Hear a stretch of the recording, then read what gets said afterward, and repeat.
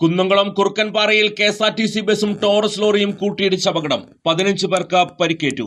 പരിക്കേറ്റവരിൽ KSRTC ഡ്രൈവറുടെയും Taurus ഡ്രൈവറുടെയും ഉൾപ്പെടെ 4 പേരുടെ നില ഗുരുതരമാണ്. വെള്ളിയാഴ്ച പുലർച്ചെ 4 മണിയോടെയാണ് അപകടമുണ്ടായത്. ഗുരുവായൂരിൽ നിന്നും കുന്നംകുളം വഴി കൊട്ടാരക്കരയിലേക്ക് പോവുകയായിരുന്ന കെഎസ്ആർടിസി ബസ്സാണ് അപകടത്തിൽപ്പെട്ടത്. എതിർദിശയിൽ വരികയായിരുന്ന ടോറസ് ലോറിയിൽ ബസ് ഇടിച്ചു കയറുകയായിരുന്നു. ഇടിയുടെ ആഘാതത്തിൽ ഇരു വാഹനങ്ങളുടെയും മുൻവശം തകർന്നു.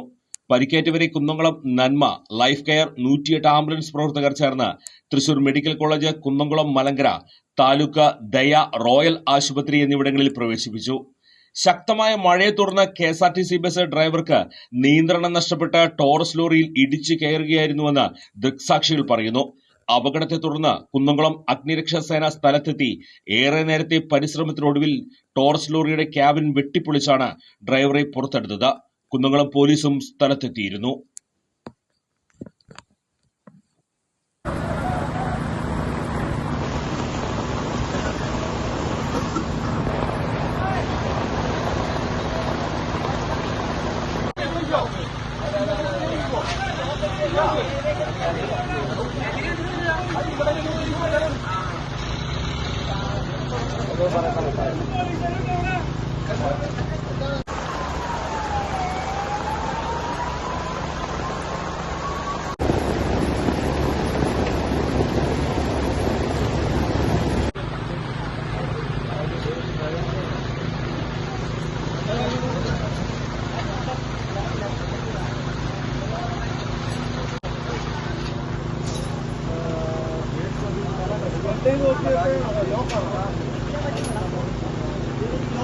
लोग